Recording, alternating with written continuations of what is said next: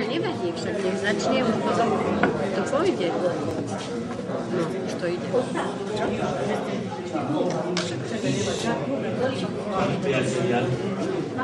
Vážení prítomní, vážení hostia.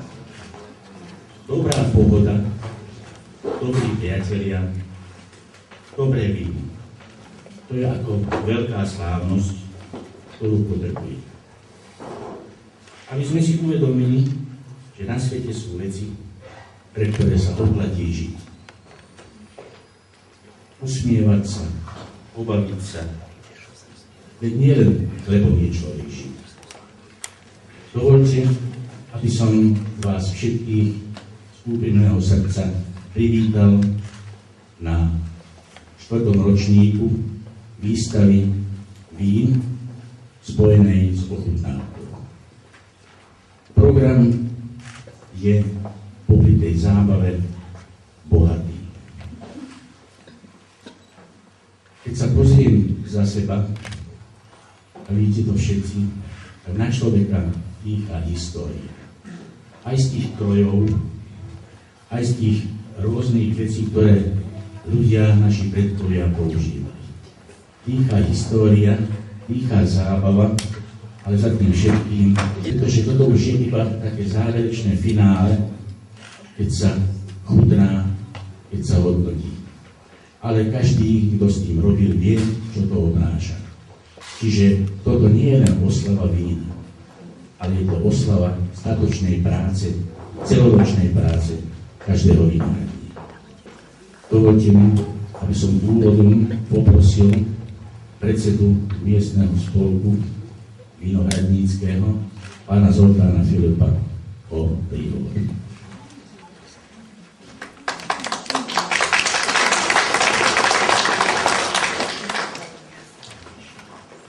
Vážení prítomní dámy a páni, dovoľte mi, aby som vás čo najsrdečnejšie privítal na 4. ročníku výstavy a ochutnávky vín v Podhorany. Ako vidíte, v nových a väčších priestoroch, ako bolo zvykom predchádzajúcich ročníkov, čo nám umožnilo spestriť aj peknou výstavou ľudového umenia a folklóru z našej obce.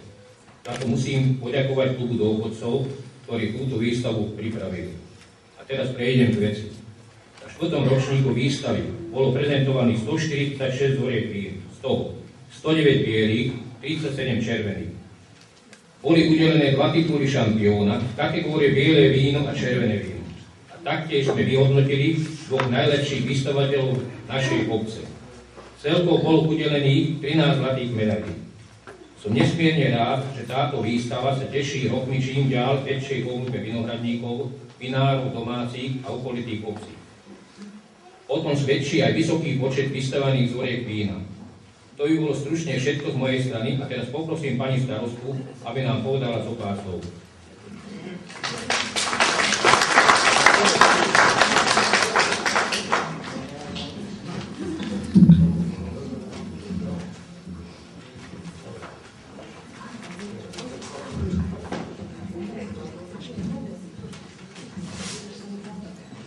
Ja vám prajem dobrý deň. Všetkých prítomných si dovolím privítať, raz už 2-krát privítali, ale v mene obce. Na tejto výstave vína, ktorá je spojená tradične s ochutnávkou a je organizovaná miestnym spolkom vinárov v spolupráci s obcov Podhorany. V poslednom 10-ročí sa víno stáva čoraz populárnejším. V staroveku bolo považované za nápoj bohov, dokonca boli organizované aj oslavy boha vína Dionýza. Víno bolo v histórii zapísané ako ušľachtilý a lahodný nápoj. Je málo vecí na svete, ktoré pretrvali veky a práve víno k ním patrí. Preto si zasluhuje našu pozornosť a preto sa konajú v mnohých vinárskych oblastiach na Slovensku, ale aj na celom svete oslavy venované práve tomuto lahodnému nápoju. Nakoľko naša obec sa taktiež radí k vinárskym oblastiam, bola aj v nás vybudovaná tradícia oslav, a to ako domáci viete, posledný májový víkend v roku slávime Sviatok svätého Urbana vo Vinohradoch v časti obce Mechenice, kde sa stretneme tohto roku už po 8 krát. A dnes, ako som už spomenula, sa po 4. krát stretáme na tejto výstave vína spojené s ochutnávkou. Víno, cieľom každého vinára je vyrobiť čo najkvalitnejšie víno. Aby bolo víno čo najlepšie a najchutnejšie, vyžadujú sa vhodné podmienky už pri pestovaní hrozna. Dôležitými faktormi, ktoré ovplyvňujú chuť a kvalitu vína, sú odroda, zdravotný stav, doba zberu, jeho množstvo, počasie, podnebie a samozrejme chuť pracovať. Už len dopestovať chutné hrozno vyžaduje nemalé úsilie a to je len pol cesty k chutnému vínu. O kvalite vín našich domácich pestovateľov svedčí nielen množstvo tých vzoriek, ktoré máte možnosť vidieť, ktoré boli predložené degustačným komisiám, ale aj ich kvalita, o čom svedčí zasa 136 udelených ocenení, ktoré odborná degustačná komisia udelila predošlý víkend v rámci odbornej degustácie. Verím, že to nie je len môj osobný názor, ale aj všetkých prítomných, keď poviem, že priamo úmerne so vzrastajúcou kvalitou vína vzrastá aj úroveň spomenutých akcií a každým rokom si staviame platbu kvality vyššie. Každý rok sa snažíme obohatiť výstavu vín niečím atraktívnym. Dnes je to expozícia fotografií zo života v našej obci v časoch minulých, tradičných podhoránskych krajov aj krajov teda z okolia, ktoré neodmysliteľne k vidieku patria a predmetov, ktoré naši predkovia používali na uľahčenie si práce. Obe už spomenuté akcie, teda aj oslava svätého Urbana, aj výstava vín, sú vo veľkej miere organizované a zabezpečované najmä spolkom vinárov. Preto im chcem úprimne poďakovať za ich snahu, energiu vynaloženú na prípravu akcií, financie a čas, ktorý venujú aj týmto najdrobnejším detailom.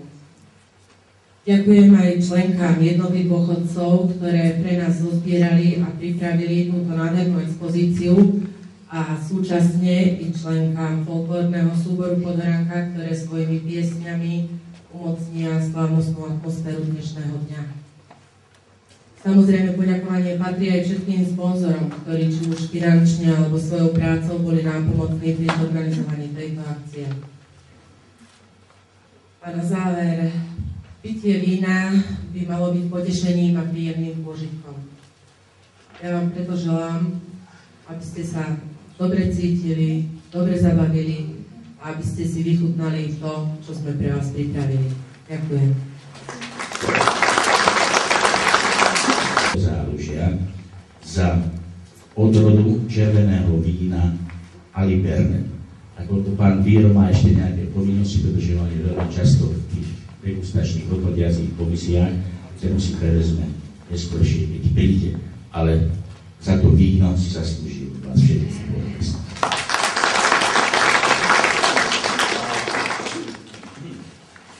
V kategórii bielých vín titul šampióna získava odroda Riesling Vlašský, ročník 2008, pestovateľ Zoltán Filip.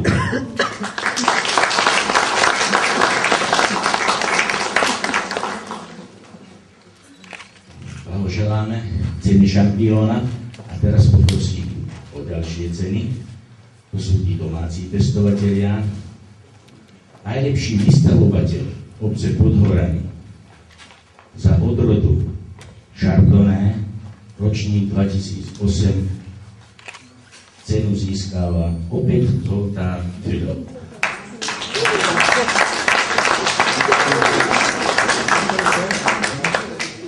A v kategórii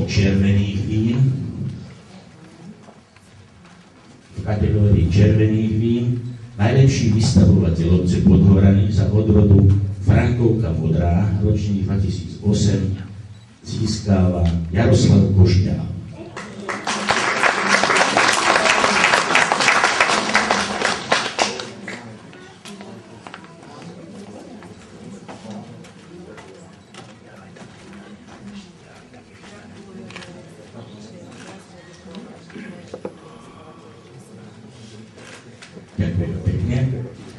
Priatelia, teraz za krátku chvíľu by som